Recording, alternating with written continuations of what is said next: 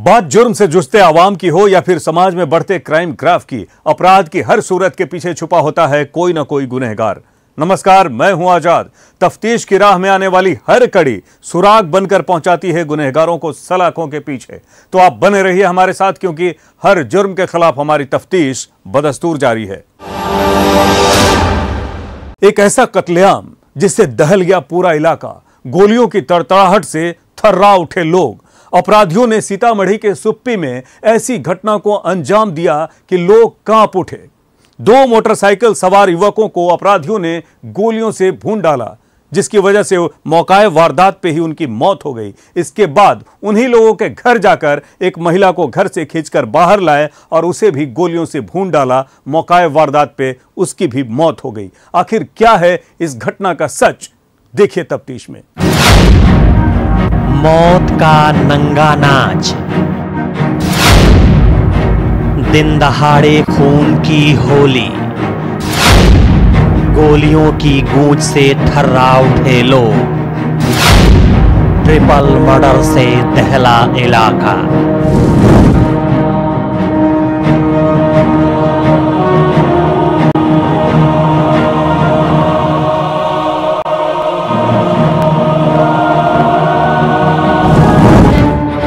इन निगाहों ने वो दहशत भरा मंजर देखा है जब बेखौफ अपराधी इस गांव में पहुंचे थे और ताबड़तोड़ गोली मारकर एक साथ 3 लाशें बिछा दी। गांव के बच्चे, बूढ़े, महिलाएं सब के सब अपने घरों में जा दुबके। बेखौफ अपराधी दिन दहाड़े गांव में खून की होली खेलते रहे। किसी की हिम्मत नहीं हुई कि कोई हथियारबंद अपराधियों का सामना कर सके। अपराधी तांडव मचाकर हथियार लहराते फरार हो गए। ये मामला सीतामढ़ी के सुप्पी का है, जहां अपराधियों ने एक घर के 3 लोगों की गोली मारकर हत्या कर दी। घटना को देखने से लग रहा है कि अपराधियों की मंशा पूरे परिवार के सफाये की थी। मृतकों में मोहम्मद सलमान, मोहम्मद एजाज खान और मुन्ना खान की पत्नी शाहजहां शामिल हैं। और असगर खां भोला दूसरे मोटरसाइकिल से था। ये लोग उसके साथ पीछे आके ये लोग मोटरसाइकिल से कूद गया।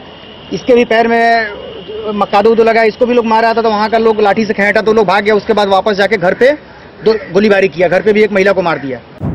इस घटना के बाद पूरे गांव में हाहाकार मच गया। सूचना मिलते ही पुलिस मौके पर पहुंचकर मामले की छानबीन में लग गई। घटना को लेकर लोगों ने बताया कि अपराधी 4 पहिया वाहन में हथियार से लैस होकर आए थे। पहले अपराधियों ने मोहम्मद सलमान और मोहम्मद एजाज खान की गोली मारकर हत्या कर दी। उसके बाद अपराधी पहुंच गए उसके घर में।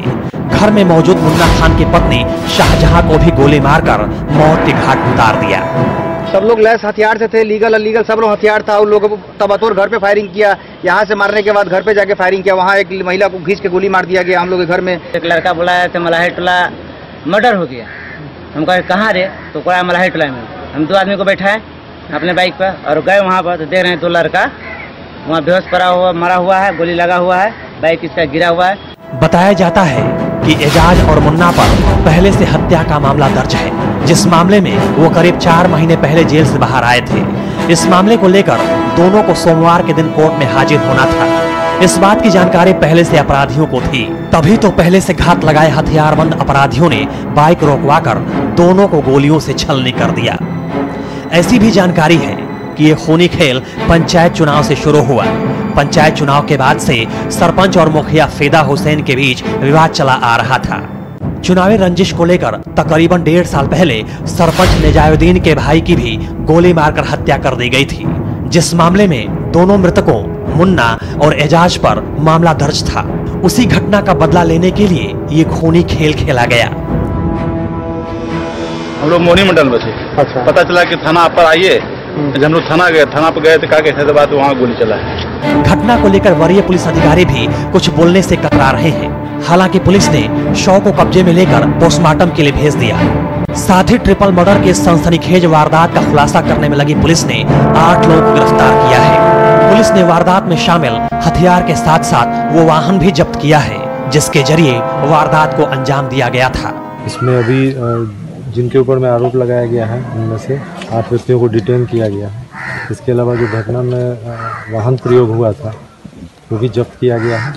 और हथियार भी जब्त हुआ है, उसमें आगे कार्रवाई की जाए। इस ट्रिपल मर्डर की घटना से हर कोई सकते में है।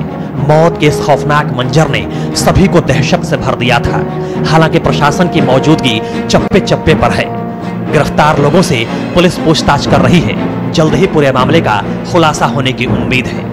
तफ्तीश के लिए सीतामढ़ी से राकेश कुमार की रिपोर्ट, न्यूज़ 18 बिहार झारखंड। एक सनकी बुजुर्ग ऐसा जिसकी उम्र को देखते हुए आप ये एहसास नहीं कर सकते कि वो इस तरह की घटना को अंजाम दे सकता है। जी हां, उसने अपनी पत्नी को बड़े ही बेरहमी से धारदार हथियार से काटकर मौत के घाट उतार दिया। आखिर क्यों, देखिए तफ्तीश में। सनक में शैतान बना पति, गला रेत कर की पत्नी की हत्या, हैवानियत पर मचा हाहाकार, दरिंदगी से दहशत में हैं लोग।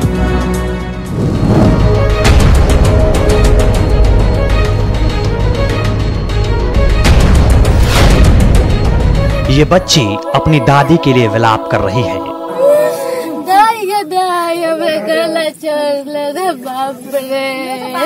जो अब इस दुनिया में नहीं है। बच्ची के दादा ने अपनी पत्नी को बेरहमी से मारकर मौत के घाट उतार दिया है, जिसके बाद से इस घर में कोहराम मचा हुआ है। हर तरफ आहें और चित्कार सुनाई दे रही हैं। घर में लोगों की भीड़ जमा है। पीड़ित परिजन विलाप कर रहे हैं। मौके पर मौजूद लोग पीड़ितों का दुख बांटने में लगे हैं, लेकिन ये इतना आसान नहीं था। जिस तरह से हत्यारे पति ने अपनी पत्नी का कत्ल किया है, उस खौफनाक मंजर ने सभी के रोंगटे खड़े कर दिए। ये मामला हाजीपुर के लालगंज थाना इलाके के विलंदपुर गांव का है, जहां रात में सोई अवस्था में किशोरी सहनी नाम का एक सनकी पति अपनी पत्नी को हसिया से गला काटकर मार डाला।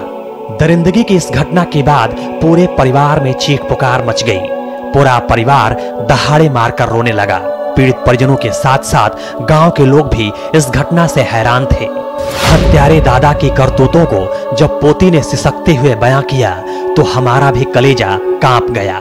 दादी के न दादा आया, दादी खूब चिल्ला रही थी कि उठना, हम नहीं देखे, हम देखे तो दादी के गर्दन काट रहा था दादा। घटना को लेकर पुलिस का कहना था कि देर रात आरोपी किशोरी सहनी अपनी पत्नी चंपा देवी से झगड़ा कर रहा था। इसी दौरान उसने धारदार हथियार से चंपा देवी की गला काट दिया, जिसके चलते उनकी घटना स्थल पर ही मौत हो गई।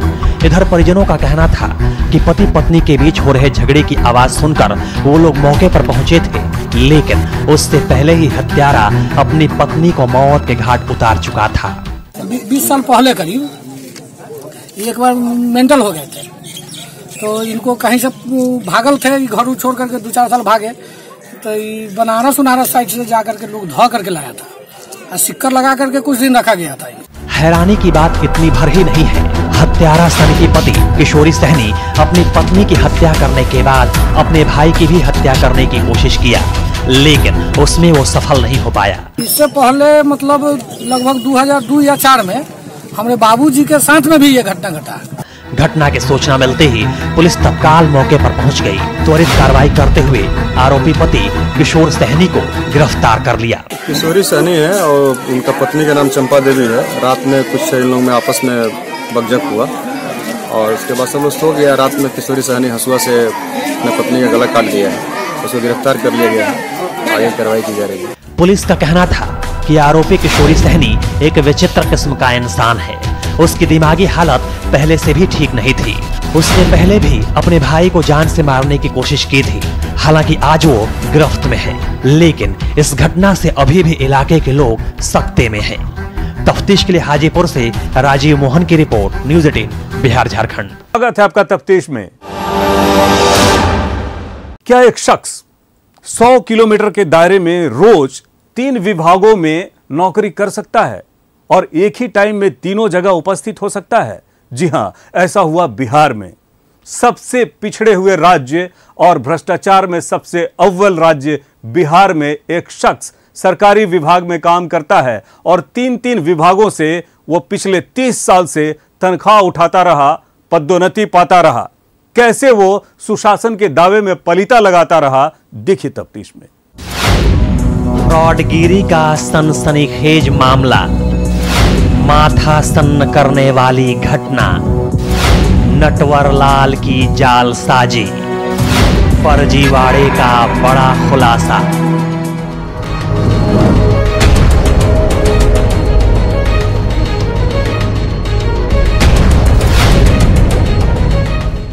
मामला ऐसा जो माथा सन्न कर दे, जालसाजी ऐसी जो दिमाग की बत्ती गुल कर दे, घटना ऐसी जो सोचने पर मजबूर कर दे, फर्जीवाड़ा ऐसा जिसे जानकर माथा घूम जाए। जी हां, मामला ही कुछ ऐसा है जिस पर विश्वास करना आसान नहीं है, लेकिन ये भी बात है कि ये 100% सच है।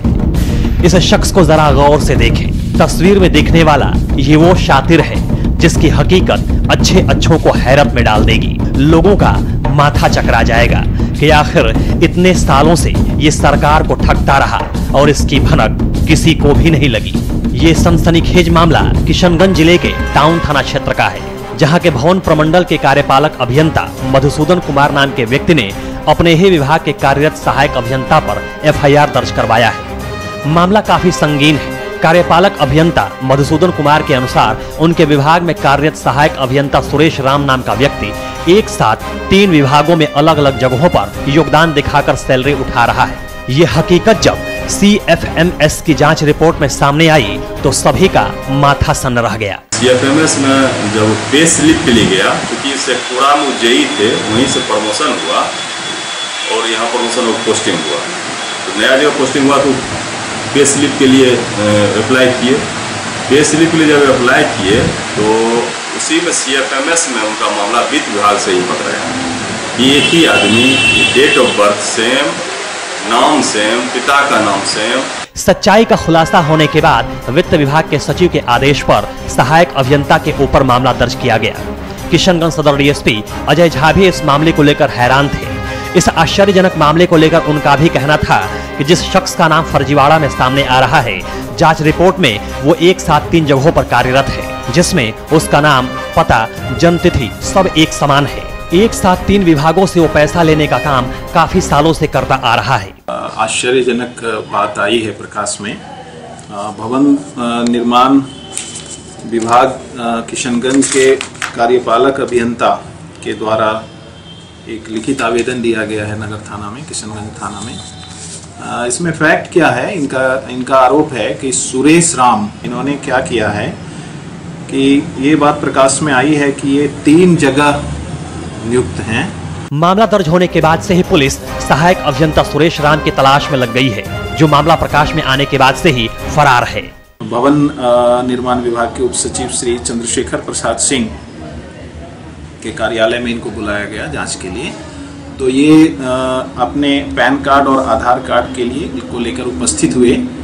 जब इनसे शैक्षणिक योग्यता और नियुक्ति पत्र इत्यादि की मांग की गई, इन्होंने कहा कि लेकर के आते हैं, और वहाँ से जो निकले इन्होंने मोबाइल अपना ऑफ कर लिया। इस संदर्भ में FIR की गई है और इसमें त्वरित अनुसंधान के लिए SDPO डॉक्टर अखिलेश कुमार के नेतृत्व में एक SIT का गठन किया गया है, जो उनके संबंधित ठिकानों पर लगातार छापेमारी कर रही है और जल्दी हम इनको गिरफ्तार कर लेंगे। भवन विभाग के कार्यपालक अभियंता मधुसूदन कुमार ने बताया कि सुरेश राम शेखपुरा में जल संसाधन विभाग के जूनियर इंजीनियर के रूप में कार्यरत थे। उनकी पहली ज्वाइनिंग पथ निर्माण विभाग पटना में 20 फरवरी 1988 को हुई थी। फिर 28 जुलाई 1989 को जल संसाधन विभाग पटना में कार्यरत रहे। फिर शेखपुरा से उनका भवन विभाग में पोस्टिंग और प्रमोशन हुआ। फरवरी में किशनगंज में ज्वाइनिंग किए, लेकिन CFMS सिस्टम लागू होने पर उनका फर्जीवाड़ा सामने आ गया। विभाग से हमको जो आदेश आया कि उसको आप वेतन बंद करते हुए तुरंत विरमित कर दीजिए मुख्यालय में योगदान के लिए और फिर उस पर FIR कीजिए। तो हमने सारी प्रक्रिया पूरी कर। फर्जीवाड़े के मामले तो अक्सर सामने आते रहते हैं, लेकिन एक सहायक अभियंता यानी SDO रैंक का अधिकारी साल 1989 से नटवरलाल बनकर सरकार और विभागों को ठगता रहा। किसी को खबर तक नहीं लगी। इस मामले की गहराई से जांच होनी चाहिए। ऐसा भी हो सकता है कि इस मामले में बड़े अधिकारियों का भी हाथ हो। ये मामला संभवतः CFMS सिस्टम लागू होने पर पकड़ में आया, नहीं तो कुछ दिन में रिटायर होकर सुरेश राम नाम का शख्स अपने घर जा चुका होता। अब देखना है सरकार ऐसे जालसाज अधिकारी पर क्या कार्रवाई करती है, साथ ही विभाग के सिस्टम की कमियों को दूर करने के लिए क्या कदम उठाती है। तफ्तीश के लिए किशनगंज से आशीष सिन्हा की रिपोर्ट, न्यूज़ 18 बिहार झारखंड। वो आतंकी है, उसके संदिग्ध चेहरे को लोग वर्षों से पहचान नहीं पाए। गया में वो पिछले 2 वर्षों से अलग अलग जगह ठिकाने बदल बदल कर काम करता था। स्लीपर सेल के तहत काम करने वाला वो आतंकी अब चढ़ गया पुलिस के हत्थे और लोग रह गए सन्न। कैसे, देखिए तफ्तीश में। गया जिले का आतंकी कनेक्शन, बंगाल एसटीएफ की छापेमारी, कई आपत्तिजनक सामान बरामद, बहरूपीय आतंकी का सच।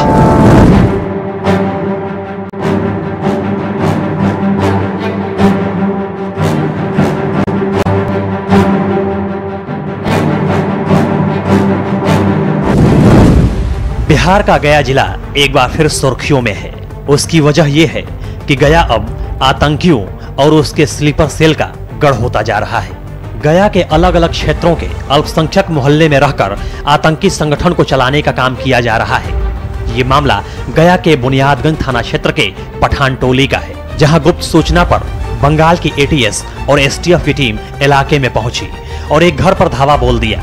कई घंटों तक छानबीन की, कई आपत्तिजनक सामान बरामद किया, 4 मोबाइल को जब्त किया, एक शख्स को हिरासत में लेकर अपने साथ गई, जिसके बाद पूरे इलाके में सनसनी फैल गई। ये जो रहते थे ना, आज तक नजर नहीं आया। सिर्फ सुबह पर कभी कदर नजर आ गया, वो लेके चल जाता था अपना फेरी करने के लिए। बाकी इससे कोई ताल्लुकात नहीं है इधर का, कोई नहीं, किसी से जानकारी नहीं, किसी से लगाव नहीं। अभी तक कई आतंकी संगठन के कई आतंकियों को देश के दूसरे राज्यों की खुफिया पुलिस और एटीएस की टीम ने गिरफ्तार किया है, लेकिन जब बंगाल की टीम गया पहुंची उसके बाद इलाके में हलचल मच गई। लेकिन कुछ ही देर में सब कुछ साफ हो गया जब एसटीएफ की टीम ने एक शख्स को हिरासत में लिया। हिरासत में लिए गए युवक को लेकर टीम गया व्यवहार न्यायालय पहुंची, जहां उसकी पेशी किया गया, जिसके बाद उसे बंगाल की टीम के हवाले कर दिया गया। हालांकि इस मामले में गया पुलिस ने कैमरे के सामने कुछ भी नहीं बोला। दूसरी तरफ स्थानीय लोग भी इस घटना से हैरान हैं।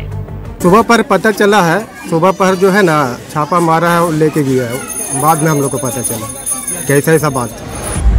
जब गिरफ्तार आतंकी के घर पर मीडिया की टीम पहुंची, इलाके के लोगों से बात किया तो पता चला कि गिरफ्तार शख्स यहाँ के लोगों से बातचीत कम किया करता था। वो कपड़ा के फेरी का काम करता था, कब जाता था और कब आता था इस बात की खबर किसी को भी नहीं रहती थी। 3 महीना से 2.5-3 महीना से है, और क्या फेरी करते तो सब खुचड़ी उचड़ी रख ले। मीडिया की टीम ने गिरफ्तार आतंकी की पत्नी से भी मुलाकात की, उससे बातचीत किया। हालांकि वो बांग्ला में बोल रही थी। आतंकी की पत्नी का कहना था कि वो लोग बंगाल के पुरुलिया के रहने वाले हैं, जिनकी शादी के 10 साल हो गए हैं, 3 बच्चे भी हैं। वो लोग गया में पिछले 2 सालों से रह रहे हैं। शुरू में वो लोग चाकंद में रहे, उसके बाद गया के करीमगंज में, फिर अबगिला में रहे। पिछले 2 महीने से मानपुर के पठान टोली में रह रहे हैं। हालांकि गिरफ्तार आतंकी की पत्नी से जब उसके पति का किसी आतंकी संगठन से जुड़े होने का सवाल किया गया तो वो कुछ भी नहीं बोली। शादी कब हुई आपकी? मेरा शादी तो 10 साल 9 साल हो गया। नहीं देते तो पुलिस क्या कह के ले गया आपसे? आपको कुछ बोला पुलिस? ना, कुछ नहीं बोला। मगर किसी बोला नहीं पुलिस আমাকে ले गया देश सही कर ले लो दिए कहीं बस्ता कला में चले बिले सब ले गया दिए। इस घटना की खबर ने पूरे इलाके को हैरत में डाल दिया। पूरा गांव मौके पर उमड़ पड़ा था। एक तरफ बंगाल की एसटीएफ कार्रवाई कर रही थी, दूसरी तरफ गांव के बूढ़े नौजवान बच्चे सब सख्ते में थे। लेकिन कुछ ही पलों में आखिर सब कुछ साफ हो गया। आज वो शातिर आतंकी पुलिस की गिरफ्त में है। पुलिस उससे सच उगलवाने में लगी हुई है। तफ्तीश के लिए गया से एलन लिली की रिपोर्ट, न्यूज़ 18 बिहार झारखंड। अपराधी चाहे लाख शातिर हो, तफ्तीश की दिशा अगर सही है तो बच नहीं सकता कोई भी गुनहगार सलाखों के पीछे जाने से। तो पुलिस चाहे सोई हो, मुजरिम चाहे कोई हो, आप बने रहिए हमारे साथ, क्योंकि हर जुर्म के खिलाफ हमारी तफ्तीश बदस्तूर जारी है।